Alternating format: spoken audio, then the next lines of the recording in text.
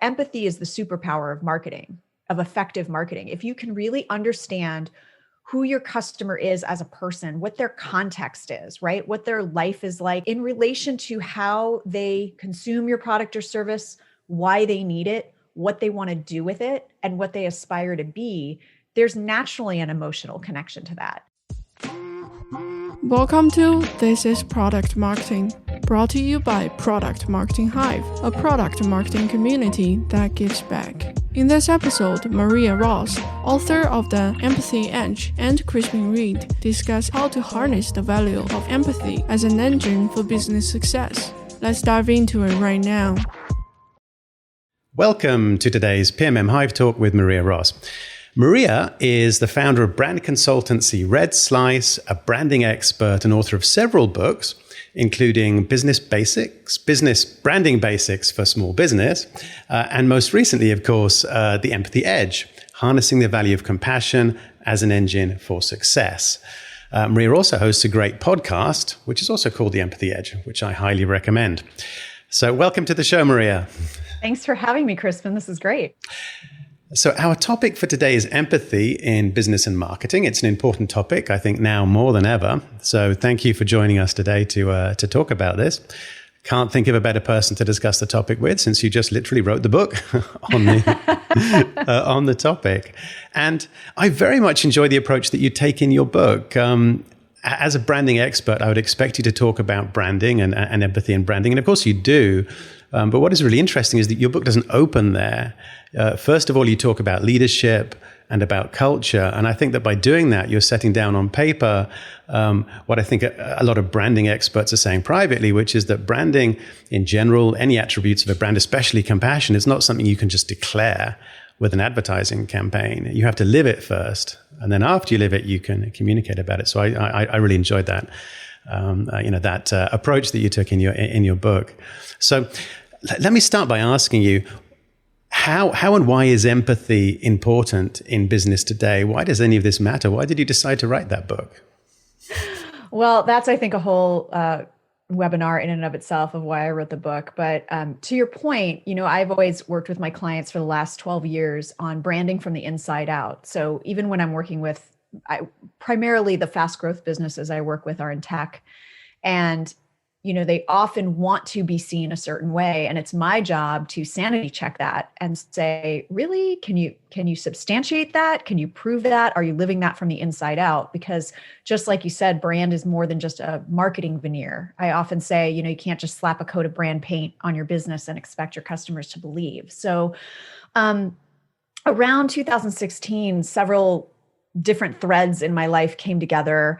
One was that I was hearing in a lot of my brand workshops with my clients, and again, even some of my most technical, left brain, logical executives that I would conduct brand workshops with, that they wanted to be seen as empathetic. And that took different forms. That was, we want to be seen as compassionate. We want to be seen as approachable. We want to be seen as in service to our customers. And so I would probe a little bit deeper about what that meant, because obviously that doesn't really have a lot to do with the features and functions of their products and services. So that was an interesting trend I was starting to see. And it aligns very closely with a trend, although it's funny that it's called a trend because it's sort of been a cornerstone of my work for years. But around 2017, it was either Fortune or Forbes who declared that one of the new marketing trends was emotional connection and storytelling. And that's really always the undercurrent of a strong brand, but it was undervalued for so long. And so I think some of the more left brain logical executives started catching up to that and going, well, how can we create a story, and B, how can it resonate with our customers? Even if it's B2B, because you're still selling to a human if you're B2B. And that's always been the thing I've been trying to drive home with my clients. So aside from the professional component, I also started to be very concerned with what I was seeing in the world. 2016 saw a presidential election here in the US.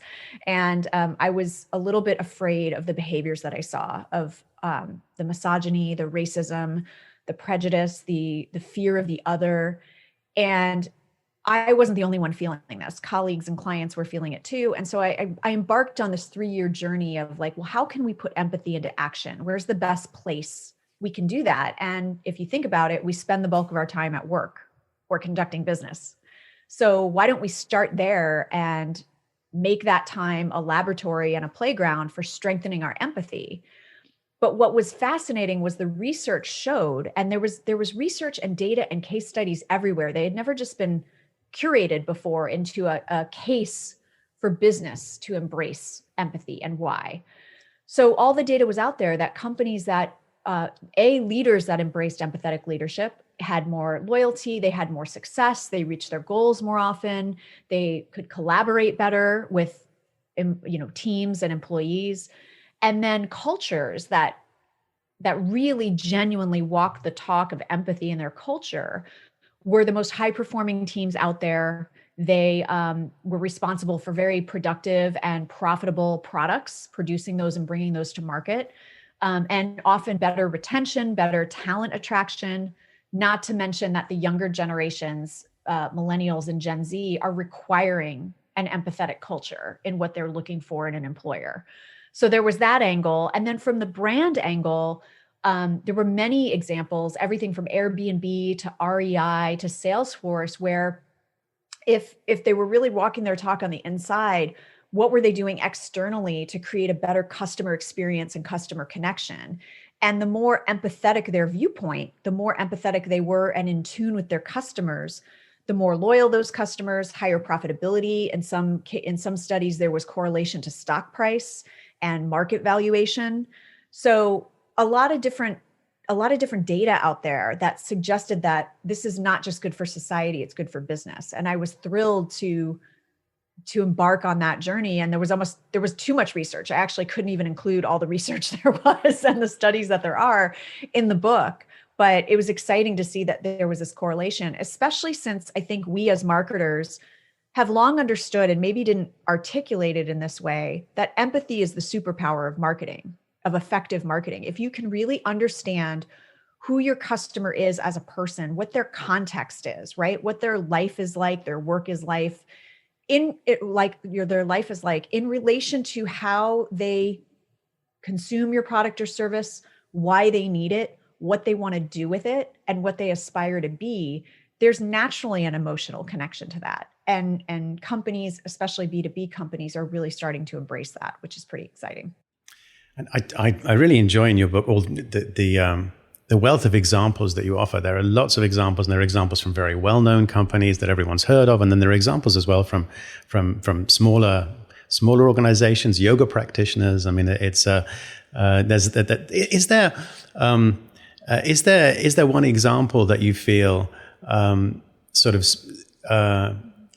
is more powerful than the others in highlighting the business impact of empathy?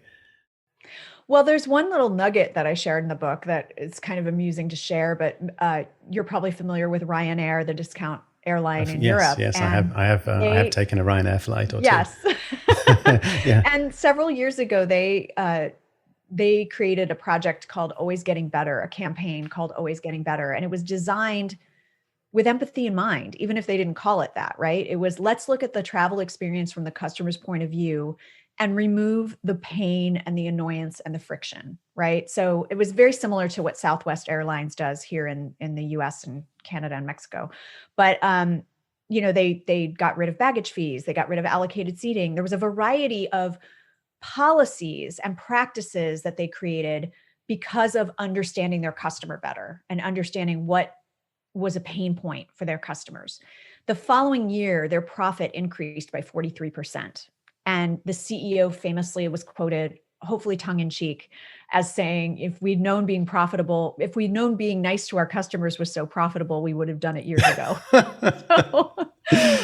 Which says a lot about him. But there's this hardline data, and there's other studies like the state of workplace empathy that's done by a business called Business Solver. They do it every year. I think they've done it about 5 years running, where they interview thousands of executives and HR professionals. And the number of CEOs who believe that empathy correlates with business performance has gone up and up and up over the years. I think the gap is still, how do we achieve it? right? And how do we do it authentically so it's not a veneer? So how do we? What is it? Well, that's the key question, isn't it? Behind all of this. So what does it take for a brand to be empathetic? What are the obstacles, and how do you overcome them? Yeah, I just did an interview with marketing expert Jay Baer on the podcast, The Empathy Edge, that you mentioned, and it was a good episode. I interviewed him for the book. Yeah, thanks. And I interviewed him for the book, and one of the observations he made is that you really can't have an empathetic brand. It's sort of a misnomer, because a brand is just an impression that's created by a collection of people. It's not its own thing, right? And so how do you influence that? You've got to influence that through people. But you can guide their actions through policies and practices and reward structures and accountability. That's why the internal part is so important. So giving them the latitude to be able to default to an empathetic action, or an action that's going to be seen as empathetic, can be reflected in your customer service policies. It can be reflected in your product quality, right? And your product usability is, how empathetic are you to the users that are using your product? But it can also be reflected internally in are you hiring the right people? Are you hiring for emotional intelligence and not just a checklist on a resume? Are you hiring people who can think on their feet and react in the moment to give a customer what they need when they need it? Are you hiring salespeople who do more question asking than pitching, right? All of these things come into play to ultimately give an impression to a customer or a prospect that, yeah, this brand has my back.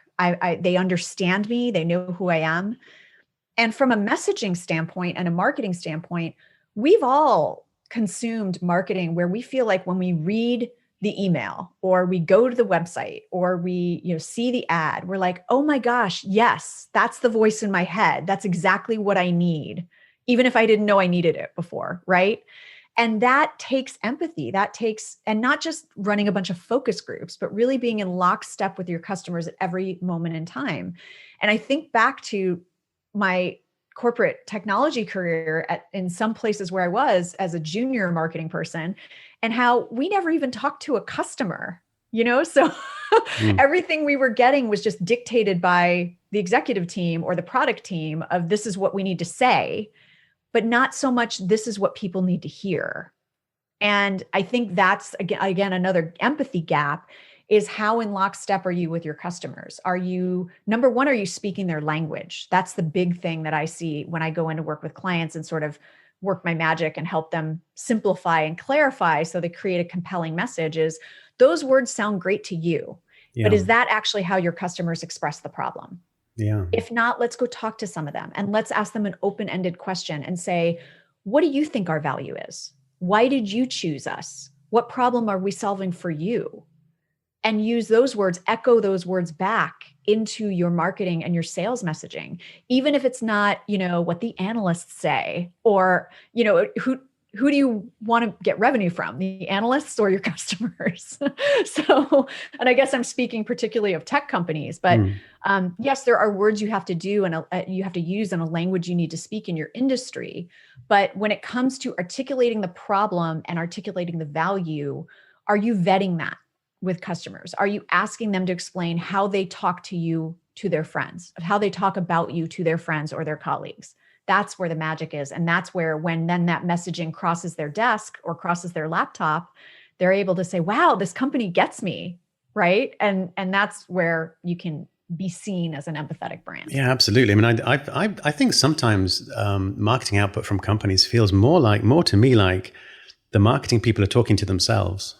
Yes. Than they're talking to the customer. And in some cases, it feels that way because, and to be honest, being a marketer in a B2B tech company is not a very easy job, because the solutions that we're selling are pretty complicated, and they're often bought by experts. Like someone like a CRM system today, someone who's actually buying one. This is not a new thing, right? I mean, the person who's buying it has already deployed 3 or 4.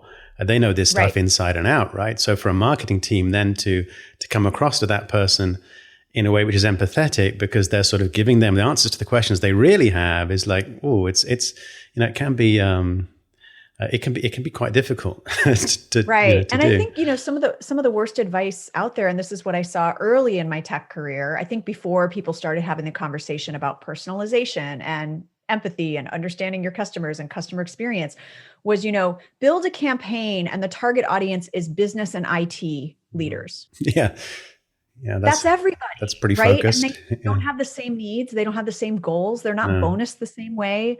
The CEO doesn't care about how easy it is to drop and drag something in, in a solution, for example. I Yeah, mean, because that's they're just like not doing one it. example, because they're not doing it. Yeah. So you really need to be clear on in all your marketing on who are you talking to with that asset, with that piece, with that web page.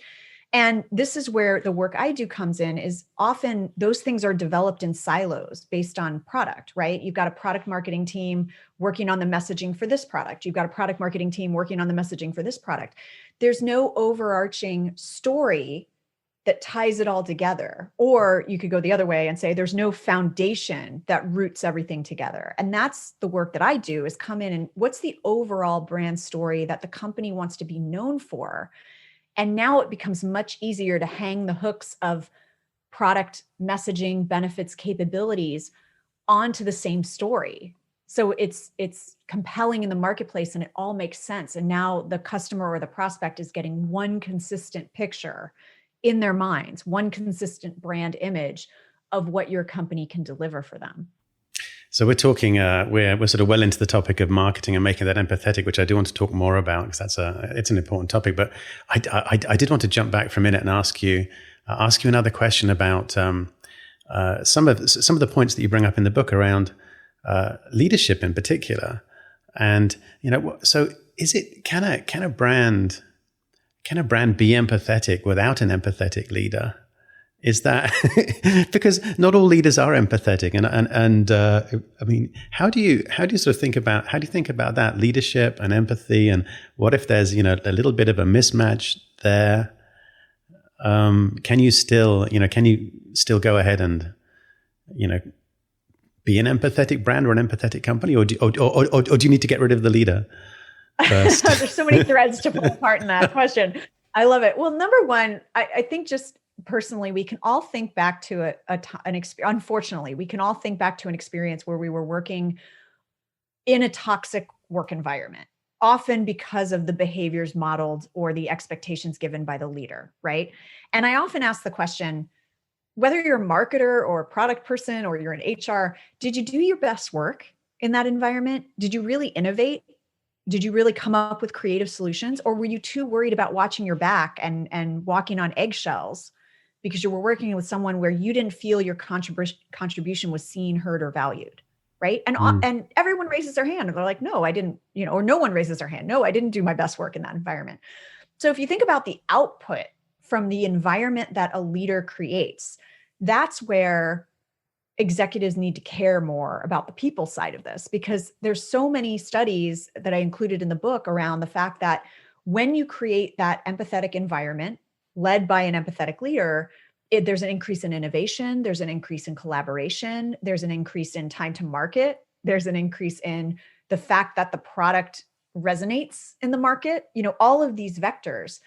But to your question about leadership, number one, the excuse of people saying, I can't be empathetic because I'm just not naturally empathetic is BS. Because we as a species, as human beings, there's scientific proof, we are wired for collaboration and empathy from studies done with babies and with people all over the world.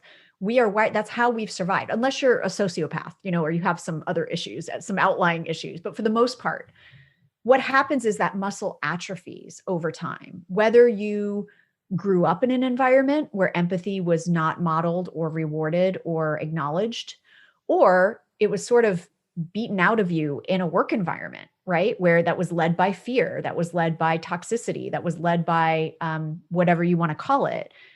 You start to, as a human, adapt. And so maybe that muscle atrophied because you realized, being empathetic and collaborative and compassionate is not how I'm going to find success here. So all of a sudden you stop exercising that muscle, right? but there's ways to strengthen that empathy. And so I think the more that we can do around, number one, looking for that in our leaders, looking for emotional intelligence. There's great leaders who produce results, but at what cost, right? They leave a trail of havoc in their wake. And then there's leaders who, if you give them additional training, additional support, if you set expectations, and again, that, like you said, that has to come from the top, but is that how they're promoted? By exemplifying empathy and compassion, again, whatever your company calls it. Companies like Airbnb, companies like Kronos, companies like NextJump, they all have very strict performance and accountability guidelines that sends the message to everybody from the CEO on down. This is how you're going to be measured. So if your empathy muscle has atrophied, you better start working on it. And we'll support you with that. We're going to give you an environment. But the problem is when it's sort of sidelined as a soft skill that's really not necessary, that's where we have that problem. So long-winded answer to your question, I don't think you can create an environment with a leader that is not empathetic. There's different levels of empathy. You could have a leader that's working on strengthening their empathy, or perhaps they've just been able to operationalize empathy through policies and practices that make it really easy for someone to default to doing the empathetic action or feeling like they are seen, heard, and valued. For example, there's companies where they've done studies where employees will say that policies such as paid family leave or a pump room for nursing moms or the ability to cover adoption and elder care, those policies are viewed as empathetic policies by those employees. They will say, because of those policies, yes, my employer is empathetic. So there's things you can do even if the leader in charge is not necessarily the most empathetic person on the planet.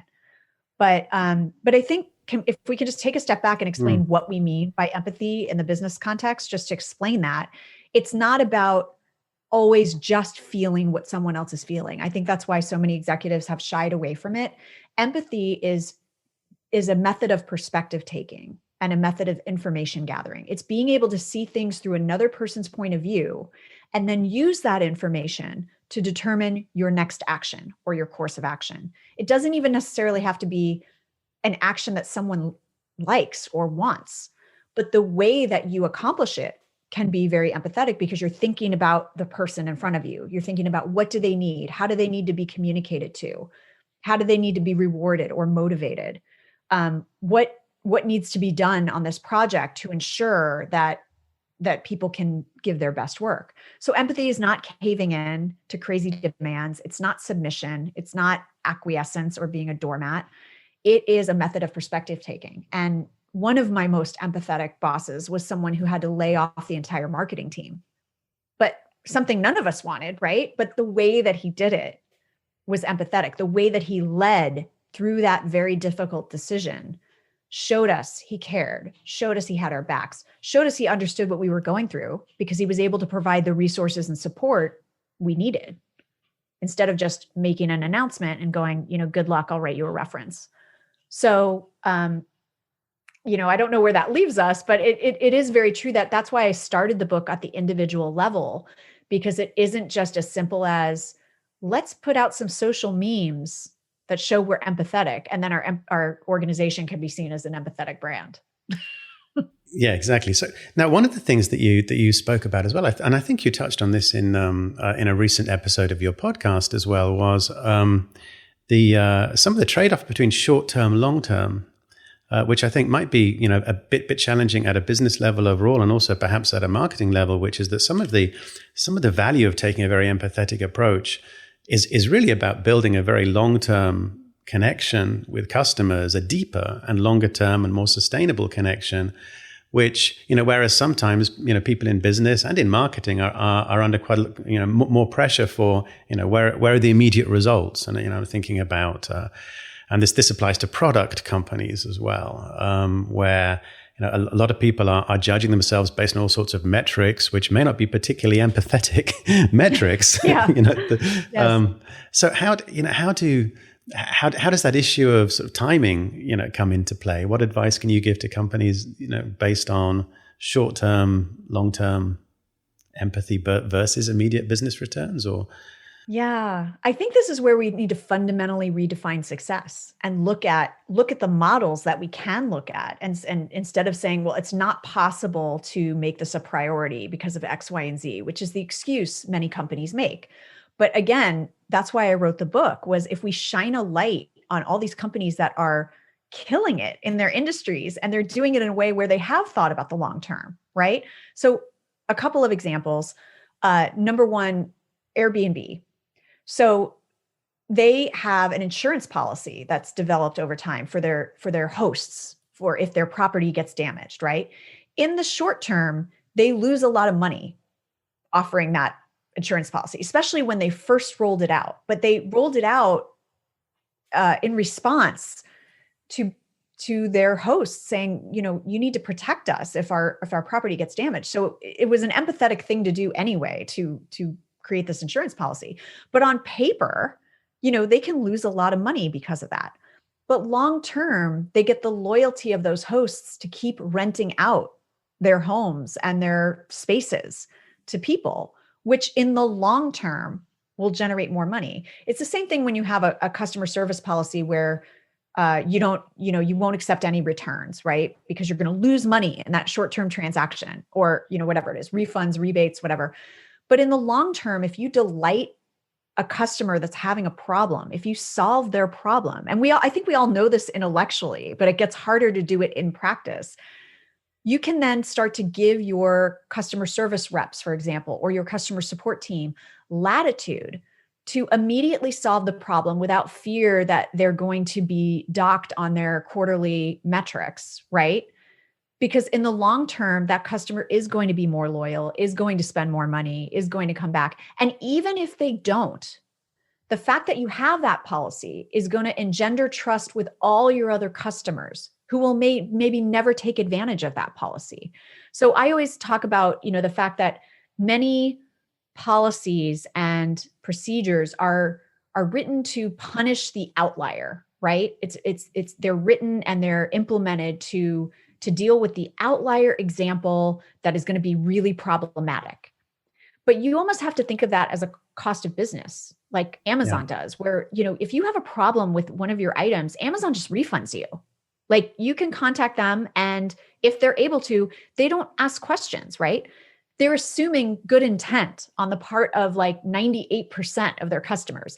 And if the 2% are going to take advantage of that, they just understand that that's a cost of doing business and a cost of doing the right thing for the customers that are going to keep coming back. I mean, those customers that are trying to scam them are never going to be their most profitable customers anyway. So write it off as a loss. And so those are just a few examples of that. We have to redefine the metrics, like you said, that we are looking at. Of course, a company has to make money. It has to generate revenue. But what are the things that you're doing that are a barrier to the longer term customer relationship, to the longer term, as Jay Baer talks about it, the talk trigger of empathy? How much is it worth to you to take a hit with one customer in one quarter if that customer is going to tell 10 other executives how amazing your company is and that they should look at your solution? What's the value of that word of mouth? Because unfortunately, like I talked about with Jay, empathy is rare, but it can be a business advantage if you leverage it and if you're willing to take that risk.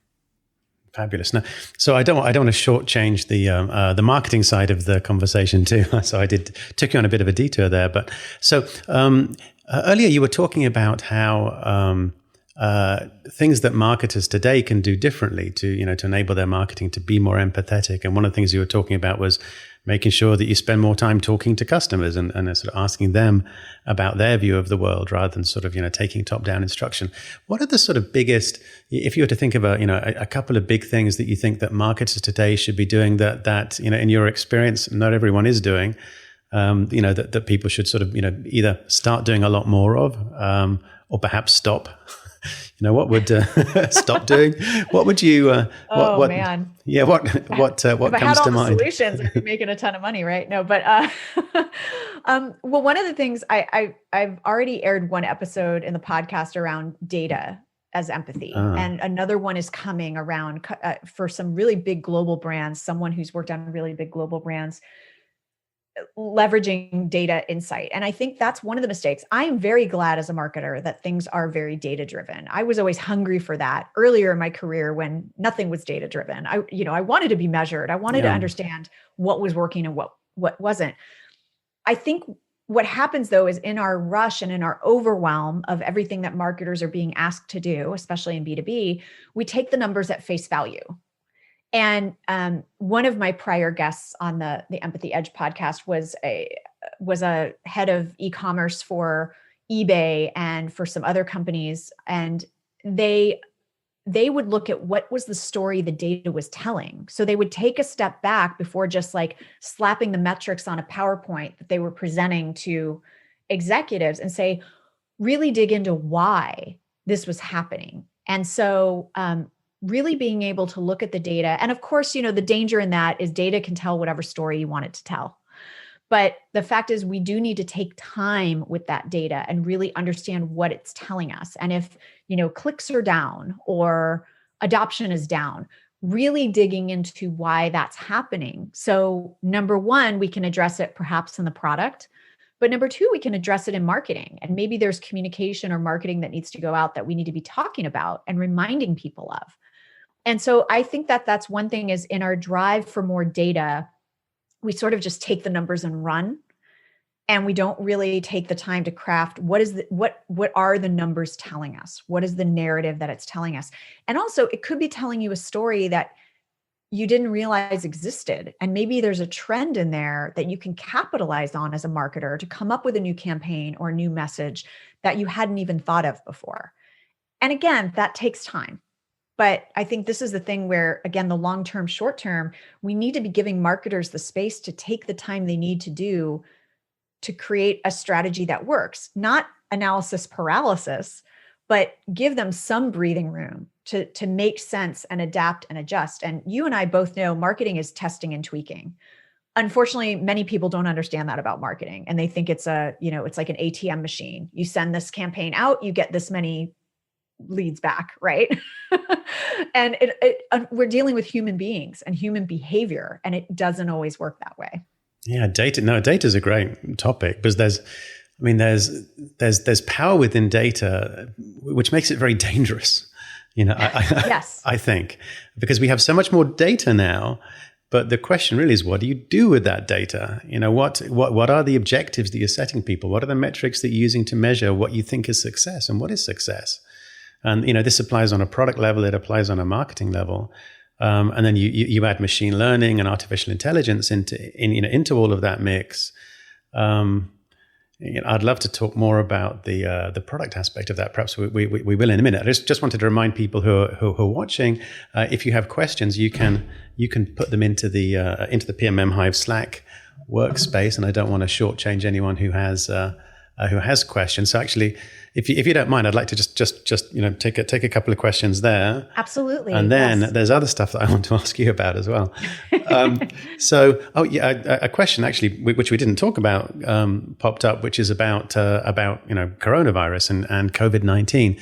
Any thoughts on empathy in marketing in the event of the current situation? So many things, right? We are seeing sort of the zeitgeist of empathy right now, which is, I wish it didn't take a pandemic for people to really be embracing the message of this book. When I wrote it, there was no pandemic, but the fact that companies are even talking about this is amazing. The fact that they are out there trying to do the right thing by their customers, by their employees, by their partners is wonderful. And it's wonderful and it's smart.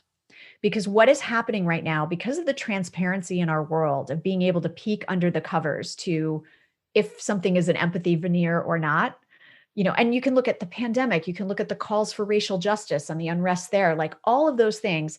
There's a few things around brand and marketing there. Number one, the brands that are genuinely showing empathy and concern for their employees, their customers, and their partners are winning right now.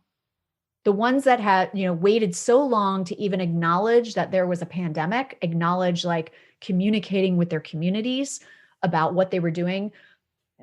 Those that are stepping up and taking a stand and proactively saying, this is what we're doing. This is what's important to us. Many of them are falling back on their values and their purpose, which is great. And this is why values and purpose are so closely aligned. This is what we talk about in my brand workshops. For you to make daily decisions, you have to be aligned on your purpose and values. Otherwise, it's the Wild West. Everyone in your organization is just doing their own thing. And so it's been refreshing to see companies sort of dust off their values and purpose in the wake of this pandemic and say, okay, based on that, how can we best contribute? How can we best respond?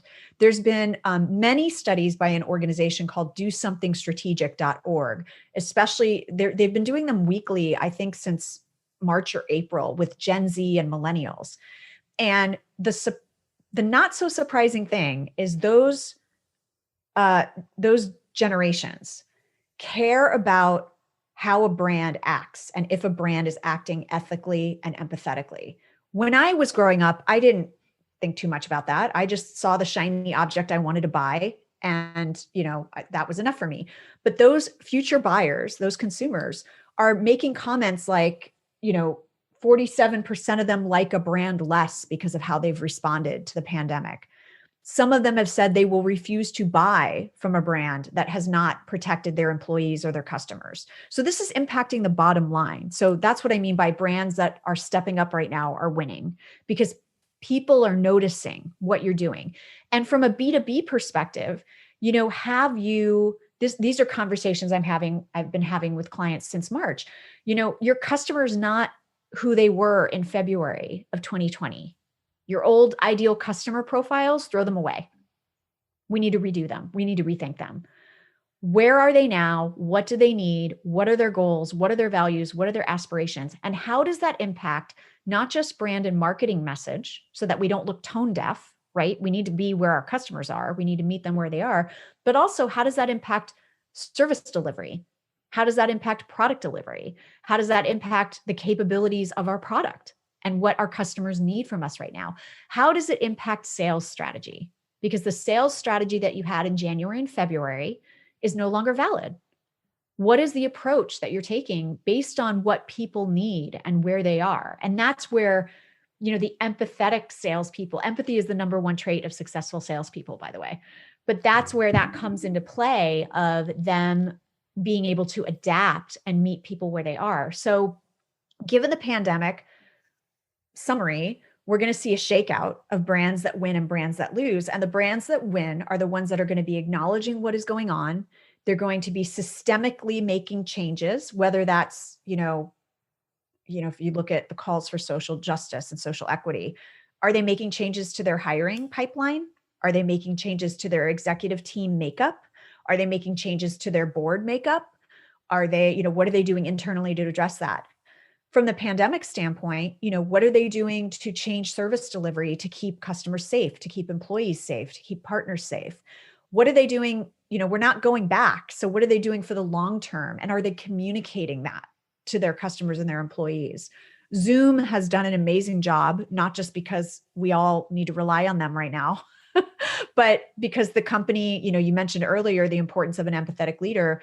The CEO started that company because he left his old company because he didn't think they were empathetic enough to the needs of their users.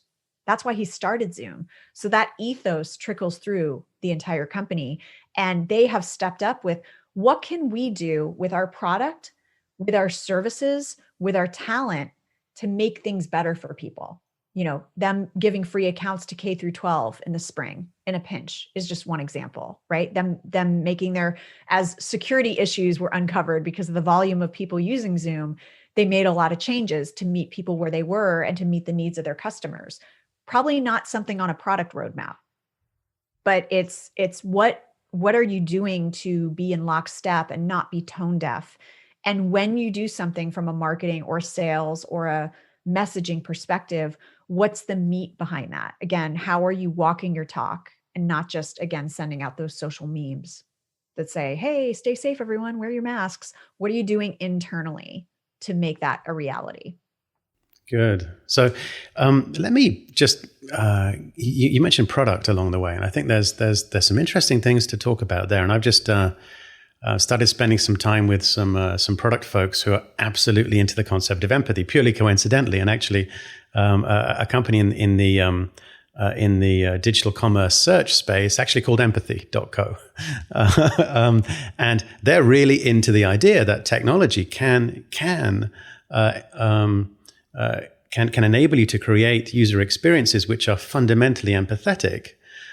Because using, if all of this data and the analytics and the machine learning, if all of that is targeted towards creating an empathetic experience, targeted towards understanding the user and what they want and helping them, then that can all work out very, very nicely. But sometimes, on the other hand, it becomes very visible to me as a user of solutions. That's not what people are doing with the data. Just to give a silly example, I like ice cream, and that's not unfortunate. I wish I didn't like ice cream so much, but I'm very happy with Ben and Jerry's ice cream and Häagen-Dazs ice cream, and I'm so happy with those and all the varieties that they're offered that I don't really look for other kinds of ice cream. And yet I've used Instacart a few times recently. And when I start to search, for ice cream in Instacart, I'll type Häagen-Dazs, and I'm one of the many people who can't spell Häagen-Dazs. And so Instacart pretends it didn't understand me, but somehow it still comes up with every other brand of ice cream that it's been paid to promote. So it obviously did understand me, and it's pretending it didn't. And then, I'll type in the brand name correctly, and I'll still have to search past all the stuff that it's trying to merchandise at me before. So It's not helping me. It's not empathetic. It's not empathetic. That's what should come up. Right. So how does... And then maybe you would make your purchase faster. This is the thing, like the short-term, yes, long-term, right? Yeah. And, and the feeling that creates within me is a feeling of resentment towards the brand.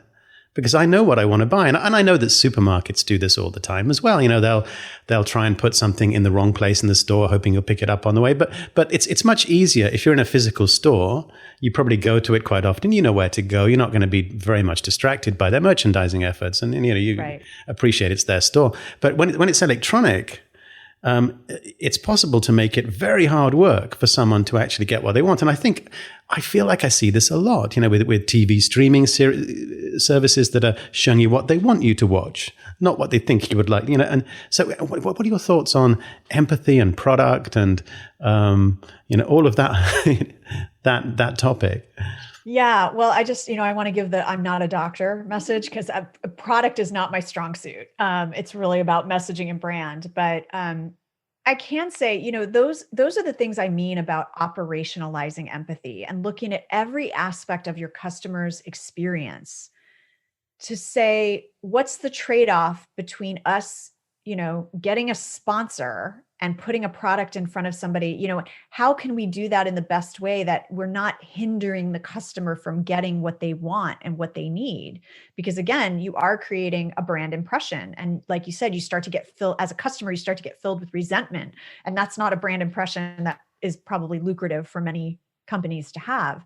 So I don't know what the answer is to that, except to say that those decisions need to be looked at more closely. And the more that you can make a decision and do, as an executive, as the person who has to make that decision, what is the trade-off between getting sponsorship and, merchandising dollars with potentially losing a customer because of that?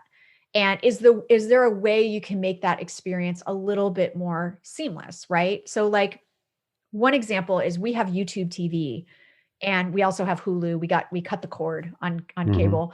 And, I forget which streaming service it is, but it lets you choose your ad experience. So we know the ads are helping to pay and helping to make this really cheap for us to get on a monthly basis, but it lets you choose kind of which ad you want to see from that sponsor. And that's kind of an interesting thing because you feel like you have some sense of control. You feel like you have some sense of agency of like, okay, I know I have to see an ad, but which one do I want to see? That's a different conversation. And probably not the one that you'd be played on cable TV about all the pharmaceutical products that solve, diseases that you don't have. I mean, I just don't know why they do mass television marketing for that stuff. I know. It's usually from the same sponsor, but you get to choose which ad experience. And I think there's just a psychological thing that, okay, I have to see an ad, but by God, I'm choosing the ad I want to see, right? So that's such a little thing, but it makes it more bearable. It makes it feel like something's not being thrust upon me, even though it kind of is. Like they're giving me some choice in the matter. So, even things where, is there a way you can phrase that online to say, would you be interested in? Or, so it's thinking through all those nuances rather than the quick fix of like, oh, we got a sponsor, let's put their thing up. Let's not worry about what that does to the customer experience. We just need to be a little bit more thoughtful and intentional about that. And you can still get what you want, but do it in a way where you're at least acknowledging the customer's point of view and the customer's frustration. And maybe at some point there's an opportunity for, the customer to turn that off, or maybe just see it every third time, or, so I would think that there's got to be some more innovative, creative solutions we can do to still meet the needs of, in that example, sponsorship dollars that help us keep going and generate revenue, with not making sure we alienate a customer for life. So I think the more intentional we can be about our products and our design. I worked with a company last year called Content Square, and they do behavioral analytics in the moment for e-commerce sites. And their larger mission is to make the digital experiences delightful for people, like make them something that add to your life, things you want. But what they do is super cool. It's like Google Analytics on steroids, where the data scientists and the analysts behind the scenes can actually see how you're reacting to a page in the moment, and they can do A/B testing in the moment. So they can see not just what you click on, but, did you hover over something and then not click on it? Or did you, and not you as like they know who you are, but aggregately. So they're able to give sort of real-time feedback to those e-commerce sites of, this is what's working. This is what's getting attention on your pages. This is where people are responding. This is where people are engaging.